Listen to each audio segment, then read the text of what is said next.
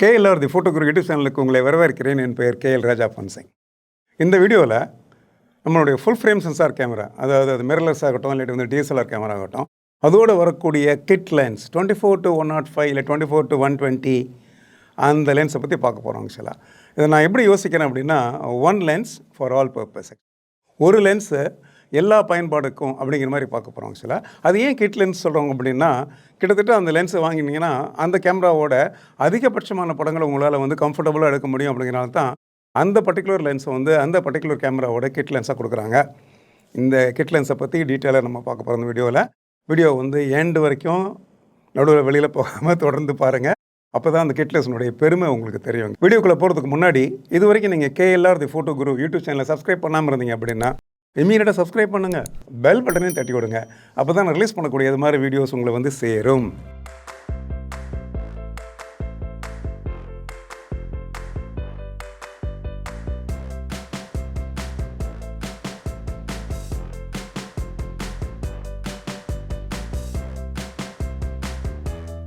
One lens and many purposes.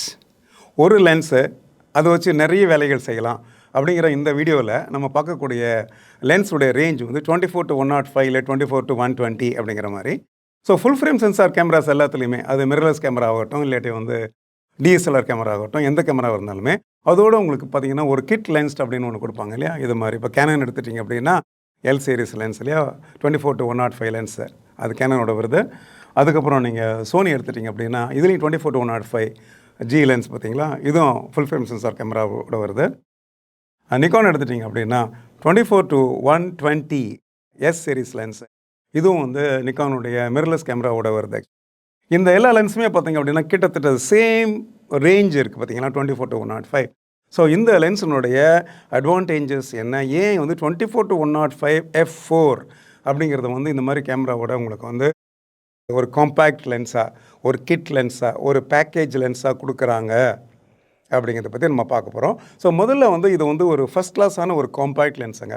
ஒரு full frame sensor கேமராவுக்கு பார்த்தீங்கன்னா சூப்பரான ஒரு குட்டி லென்ஸ் ஆக்சுவலாக. ஸோ 24 105 வரைக்கும் ஃபோக்கல்லேருந்து கவர் பண்ணக்கூடிய ஒரு லென்ஸு. f4 லென்ஸ் ஞாபகம் வச்சுக்கோங்க. f4 லென்ஸ் அப்படின்னா f4 கான்ஸ்டன்ட் f4 ஆக்சுவலாக. அது வந்து f4ல் வந்து 24ல் f4 இருக்கும், அதுக்கப்புறம் வந்து 105 போனதுக்கப்புறம் 5.6 போகும் இல்லை. ஸோ 24லேயும் உங்களுக்கு f4ல் நீங்கள் ஒர்க் பண்ணலாம், 105லேயும் நீங்கள் வந்து f4ல் ஒர்க் பண்ணலாம். ஸோ அதனால் வந்து ஒரு கான்ஸ்டன்ட் மேக்ஸிமம் அபர்ச்சர் லென்ஸ் அப்படிங்கிறது ஒன்று. ரெண்டாவது வந்து இது எல்லாமே ப்ரோ லென்சஸ். இப்போ நான் கையில் வச்சுக்கிறது பார்த்தீங்கன்னா சோனியோடைய G லென்ஸ் இருக்குது, இது வந்து ஐ திங்க் கேனனுடைய L லென்ஸ், இது வந்து நிக்கானுடைய S சீரிஸ் லென்ஸ். ஆக்சுவலாக இது எல்லாமே பார்த்தீங்கன்னா ஆப்டிக்கல் குவாலிட்டியில் ஒன்றோட ஒன்று சளிச்சது கிடையாது. ஆக்சுவலாக ஆப்டிக்கல் குவாலிட்டி ஃபஸ்ட் கிளாஸாக இருக்குது. அதனால தான் ஃபுல் ஃப்ரேம் சென்சார் கேமராவில் அது மிரர்லெஸ்ஸோ DSLRோ அதோடு இந்த கேமராவை கொடுத்துருக்காங்க.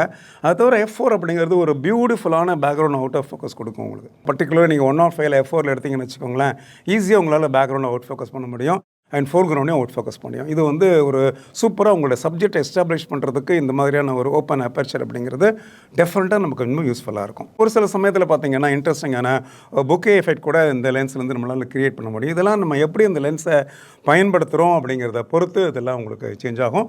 அதையும் தவிர வந்து இந்த எல்லா லென்ஸ்லையுமே பார்த்தீங்கன்னா உங்களுக்கு இமேஜ் ஸ்டெபிலைசேஷன் இல்லை ஆப்டிக்கல் ஸ்டெபிலைசேஷன் இல்லை வந்து வைப்ரேஷன் ரிடக்ஷன் அப்படிங்கிற மாதிரி ஸ்டெபிலைசேஷன் இதோட பில்டெனாக வந்துருக்கு. அப்புறம் வேறு என்னங்க வேணும் நமக்கு?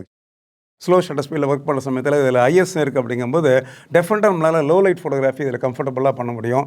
ட்ரைபாட் இல்லை என்கிட்ட, இருந்தால் லோ லைட் கண்டிஷனில் நான் படம் எடுக்கணும் அப்படின்னா எஸ், இதில் வந்து உங்களுக்கு லென்ஸ் பேஸ்டான ஸ்டெபிலைசேஷன் இருக்குது. அஃப்கோர்ஸ் மிரர்லெஸ் கேமராவோட நீங்கள் யூஸ் பண்ணிங்க அப்படின்னா அதில் வந்து இன்பாடி ஸ்டெபிலைசேஷனோட சேர்ந்து இந்த லென்ஸ் வந்து சூப்பராக உங்களுக்கு ஒர்க் பண்ணணும் அப்படிங்கிறதுல எந்த விதமான வந்து ஒரு சந்தேகமும் இல்லை.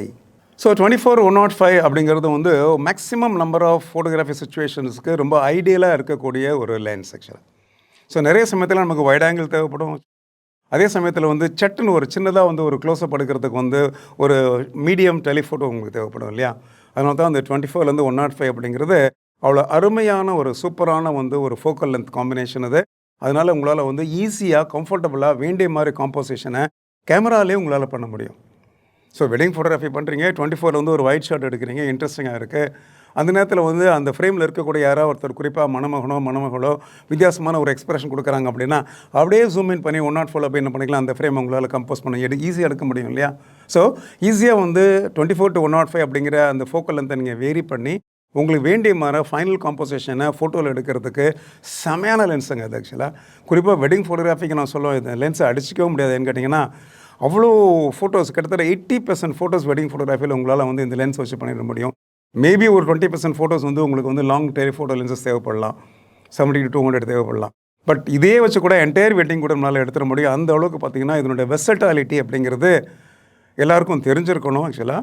அண்ட் தெரிஞ்சிருந்துன்னு வச்சுக்கோங்களேன், இந்த லென்ஸை வந்து பர்ஃபெக்டாக யூஸ் பண்ணக்கூடிய ஒரு ஆப்ஷன்ஸ் நமக்கு வந்து சூப்பராக இருக்கும். அதனால் வெட்டிங் ஃபோட்டோகிராஃபர்ஸுக்கு என்னை பொறுத்தவரைக்கும் பார்த்திங்கன்னா ஒரு ஈவெண்ட் ஃபோட்டோகிராஃபருக்கு, வெட்டிங் மட்டும் இல்லை, event, any event for the matter, ஒரு பர்த்டேவாக இருக்கலாம், இல்லை ஒரு கார்ப்பரேட் ஈவெண்ட்டாக இருக்கலாம், இல்லை ஒரு ஸ்போர்ட்ஸ் ஈவெண்ட்டாக இருக்கலாம், வாட் எவர் இட், விழா சம்மந்தப்பட்ட விஷயங்கள் எல்லாத்துக்குமே பார்த்திங்கன்னா இந்த ஒரு லென்ஸ் போதும். இந்த லென்ஸை வச்சு டிஃப்ரெண்ட்டான ஒரு காம்போசிஷன் நம்மளால் பண்ணிட முடியும். ஏன்னா குயிக்காக வந்து மாறிக்கிட்டே இருக்கக்கூடிய ஒரு சீன், பெரிய லார்ஜ் குரூப் எடுக்கிறீங்க, அதுக்கப்புறம் வந்து ஒரு க்ளோஸ்அப் ஆஃப் அ பர்சன், ஒரு போர்ட்ரேட், இல்லை couple portrait, full length portrait, half length போர்ட்ரேட்டில் வந்து பிரைடோடைய ஒரு க்ளோஸ்அப் ஷாட் அப்படின்னு சொல்லி எல்லா வகையான பீப்புள் ஷாட் காம்போசிஷனுக்கும் உங்களால் வந்து F4 யூஸ் பண்ணிவிட்டு நீங்கள் 105 லென்ஸில் எடுக்கும்போது அது ஒரு வேறு லெவல் ஃபோட்டோவாக இருக்கும் அப்படிங்கிறதுல சந்தேகமே கிடையாது.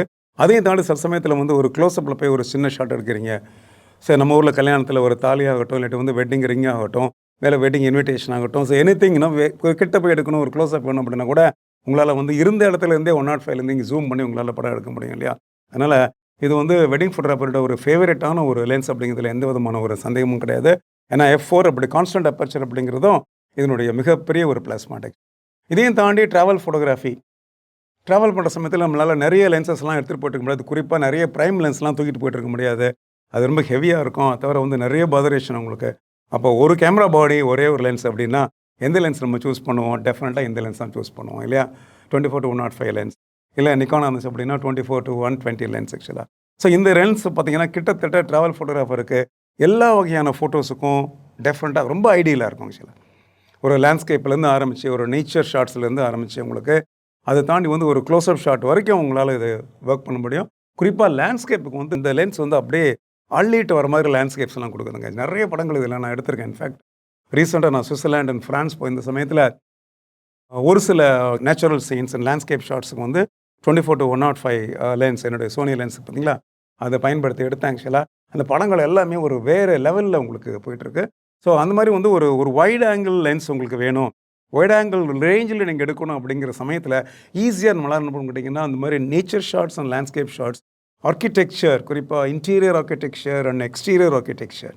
பாருங்கள், இதில் நான் காமிச்சிருக்க ஃபோட்டோஸ்லாம் செம்மையாக இருக்கு பாருங்கள். ஒரு சர்ச்சஸுடைய இன்டீரியர், அதனுடைய எக்ஸ்டீரியர்ஸ், சிட்டியினுடைய ஒரு ஆக்டிவிட்டீஸ், லைஃப் ஸ்டைல், இல்லை வந்து சிட்டி சீன், நைட் ஷாட்ஸ் இப்படின்னு சொல்லிட்டு பல விஷயங்கள் பார்த்தீங்கன்னா உங்களுக்கு வைட் ஆங்கிள் வேணும் அப்படிங்கும்போது இந்த லென்ஸ் வந்து செமையாக உங்களுக்கு இருக்கும். அதை தாண்டி வந்து ட்ராவல் ஃபோட்டோகிராஃபியில் ஏதாவது போர்ட்ரேட் பண்ணணும்.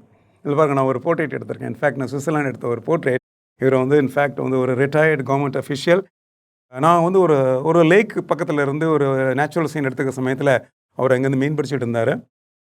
மீன் பிடிச்சிக்கும்போது அவர்கிட்ட லைஸாக நான் பேச்சு கொடுத்தேன். அவர்கிட்ட பேச்சு கொடுக்கும்போது அவர் சொன்னார், நான் வந்து ரிட்டையர் ஆகிட்டேன், கவர்மெண்ட்லேருந்து எனக்கு பென்ஷன் வருது, என்னுடைய பாஸ்ட் டைம் வந்து ஃபிஷ்ஷிங், நான் இங்கே வந்து ஃபிஷ்ஷிங் பண்ணிகிட்ருக்கேன் அப்படின்னு சொல்லி சொன்னார். அவருடைய பர்மிஷன் ஒன்று கேட்டுட்டு அவருடைய போர்ட்ரேட் ஒன்று எடுத்தேன். அவருடைய இமெயில் வாங்கிட்டு எடுத்த படத்தை இமீடியட்டாக வந்த உடனே அதை வந்து ரால் எடுத்ததுனால கலர் கரெக்ஷன்லாம் பண்ணி ப்ராசஸ் பண்ணி அந்த 10 படத்தையும் அவருக்கு நான் திரும்ப மெயில் அனுப்பிச்சேன்.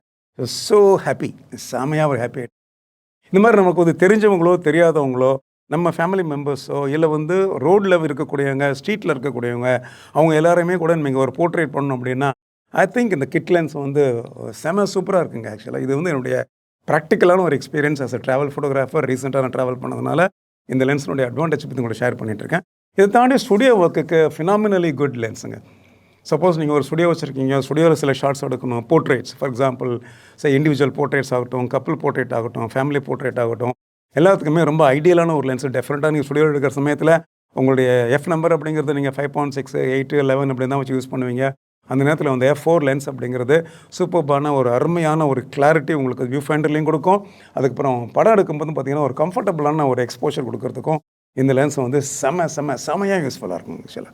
ஓகே, ஸோ இந்த லென்ஸ் வந்து வீடியோ பண்ணுறதுக்கும் ஒரு சூப்பரான ஒரு லென்ஸ் ஆக்சுவலாக. ஓகே, ஸோ நான் சொன்ன மாதிரி நீங்கள் ட்ராவல் வீடியோ பண்ணுறீங்களோ, இல்லை ஒரு சீரியஸான ஒரு மூவி பண்ணுறீங்களோ, இல்லை ஒரு வீடியோ பண்ணுறீங்களோ, இல்லை இது மாதிரி வந்து ஒரு யூடியூப் வீடியோ பண்ணுறீங்களோ, அங்கெல்லாம் நீங்கள் யூஸ் பண்ணலாம் ஆக்சுவலாக. பிகாஸ் வேண்டிய மாதிரி டிசைர்ட் காம்போசிஷன் கொடுக்குது அண்ட் வீடியோவுடைய பெஸ்ட் குவாலிட்டி கொடுக்குது. இந்த லென்ஸை யூஸ் பண்ணி சுவிட்சர்லாண்டில் இருக்கக்கூடிய சில டன்னல்ஸை நான் வந்து ஃபில்ம் பண்ணியிருந்தேன் பாருங்களேன். அதில் நிறைய டன்னல்ஸ் இருந்துச்சு அந்த ஊரில். பார்த்தீங்கன்னா மலைக்கு நடுவில் பார்த்திங்க அப்படின்னா மலையை குடஞ்சி பார்த்தீங்கன்னா கிலோமீட்டர் கணக்கில் டன்னல்ஸ்லாம் போட்டிருக்காங்க. ஸோ எவ்ரி ஆல்டர்னேட்டிவ் ஒரு மலைக்கு நீங்கள் போனீங்க அப்படின்னா அதுக்குள்ளே தான் உங்களுக்கு வண்டியெல்லாம் அதுக்குள்ளே போகுது, சூப்பராக இருக்குங்க. அதனால் அதையும் தாண்டி பார்த்தீங்கன்னா மலை இருந்தாலும் சில சமயத்தில் வேணும்னே பார்த்திங்க அப்படின்னா தரைக்கு கீழே மேலே பார்த்தீங்கன்னா ரோடு பக்கம் மேலே சில பிரிட்ஜஸ் இருக்கும். அந்த டன்னல்ஸ் அப்படிங்கிறது வந்து ஒரு செமையான விஷயமா இருந்துச்சு சுவிட்சர்லாந்து அப்போ இந்த சமயத்தில். அப்போ டன்னல்ஸ் எடுக்கிற சமயத்தில் வீடியோ எடுத்தால் இன்ட்ரெஸ்டிங்காக இருக்கும் இல்லையா? அதனால் நான் எந்த காரில் நான் போனேனோ அந்த காரில் இருந்தபடியே என்ன பண்ணேன், அந்த டன்னல்ஸ் 2-3 நான் வந்து வீடியோகிராஃபி பண்ணியிருந்தேன், ஃபோட்டோ எடுத்திருந்தேன். ஆக்சுவலாக செமையான பர்ஃபார்மன்ஸ் கொடுத்துருந்தது லென்ஸ் வித்தவுட் எனி ப்ராப்ளம். ஏன்னா மோஸ்ட் ஆஃப் த கேமரா பாடிஸோட ஃபுல் ஃப்ரேம் கேமராவோட அது ப்ரொஃபஷனல் கேமராவோட பர்ஃபெக்டான ஒரு ஆட்டோமேட்டிக் ஃபோக்கஸ், பர்ஃபெக்டான ஒரு ஆப்டிக்கல் குவாலிட்டி அண்ட் பர்ஃபெக்டான ஒரு ஹேண்ட்லிங் கம்ஃபர்ட் அப்படிங்கிறத வந்து இந்த லென்ஸில் நான் பார்த்தேன். அது தவிர இந்த லென்ஸில் எல்லாத்துலேயுமே வந்து இன்ட்ரெஸ்டிங்கான பியூட்டிஃபுல்லான ஒரு ஃப்ளவர் இல்லாட்டி வந்து பெட்டல் லென்ஸ் ஹூடோட உங்களுக்கு வருது. அதனால் நீங்கள் பேக்லைட் ஷாட்ஸ்லாம் எடுக்கிற சமயத்தில் கூட ரொம்ப கம்ஃபர்டபுளாக உங்களால் கிளேர் அண்ட் ஃப்ளேர் உங்களால் வந்து கண்ட்ரோல் பண்ணிக்க முடியும் அப்படின்னு சொல்லிட்டு இந்த வீடியோவோட கன்க்ளூஷனாக நான் என்ன சொல்ல வரேன் அப்படின்னா, இந்த லென்ஸ் வந்து ஒரு மல்டிபிள் சுச்சுவேஷன்ஸுக்கு, மல்டிபிள் சேலஞ்சிங் சுச்சுவேஷன்ஸுக்கு, பல வேறுபட்ட ஃபோட்டோகிராஃபிக் சுச்சுவேஷனுக்கு இந்த லென்ஸு உங்களுக்கு பயன்படுத்தினேன். அதனால் நீங்களும் பயன்படுத்துவீங்க. அதனால் before you buy any other lens, வேறு ஒரு லென்ஸை வந்து கண்மூடித்தனமாக ஒரு லென்ஸை வாங்குறதுக்கு முன்னாடி இந்த லென்ஸில் நீங்கள் என்ன பண்ணீங்க அப்படிங்கிறத யோசனை பண்ணி பாருங்கள். ஃபுல் ஃப்ரேம் ப்ரொஃபஷனல் கேமராஸ் வாங்கியிருக்க ஃபோட்டோகிராஃபர்ஸ் டெஃபினட்டாக அதோடு சேர்ந்து இந்த கிட் லென்ஸை நீங்கள் வாங்கியிருப்பீங்க. இந்த கிட் லென்ஸை நீங்கள் என்ன பண்ணுங்கள், டோட்டலாக எக்ஸ்ப்ளோர் பண்ணுங்கள். இந்த கிட் லென்ஸை ஃபுல்லாக எக்ஸ்ப்ளோர் பண்ணாமலே அடிஷ்னலாக மற்ற லென்ஸ் வாங்கணும்னு சொல்லி நினைக்கிறதுக்கு முன்னாடி இந்த லென்ஸில் நீங்கள் என்ன பண்ணீங்க அப்படிங்கிற கேள்வியை நீங்களே கேட்டு பாருங்கள். அப்போ இந்த லென்ஸினுடைய பவர் உங்களுக்கு தெரியும். இந்த லென்ஸை பயன்படுத்தும் போது எனக்கு ஏற்பட்ட ஒரு இன்ட்ரெஸ்டிங்கான ஒரு எக்ஸ்பீரியன்ஸை உங்களோட இந்த வீடியோவில் நான் ஷேர் பண்ணேன். இந்த வீடியோவில் நான் ஷேர் பண்ண இன்ஃபர்மேஷன் டெஃபினட்டாக உங்களுக்கு யூஸ்ஃபுல்லாக இருந்திருக்கும். அதனால் அந்த வீடியோ நீங்கள் கட்டாயமாக லைக் பண்ணுவீங்க அப்படிங்கிறது எனக்கு தெரியும். லைக் பண்ணுங்கள். அதையும் தாண்டி ஃப்ரெண்ட்ஸோட ஷேர் பண்ணுவீங்க அப்படிங்கிறது எனக்கு தெரியும். ஷேர் பண்ணுங்கள். இது வரைக்கும் நீங்கள் KLR the photo Guru YouTube சேனலை சப்ஸ்கிரைப் பண்ணலையா? இப்போ தான் ஃபர்ஸ்ட் டைம் பார்க்குறீங்களா? அப்படின்னா இமீடியட்டாக என்னோட சேனலை சப்ஸ்கிரைப் பண்ணுங்கள், பெல் பட்டனையும் தட்டி விடுங்க. அப்போ தான் நான் ரிலீஸ் பண்ணக்கூடிய இது மாதிரி வீடியோஸ் உங்களை வந்து சேரும். மீண்டும் இந்த மாதிரி இன்ட்ரெஸ்டான வீடியோஸோட உங்களை நான் மீட் பண்ணுற வரைக்கும் ப்ளீஸ் டேக் கேர்.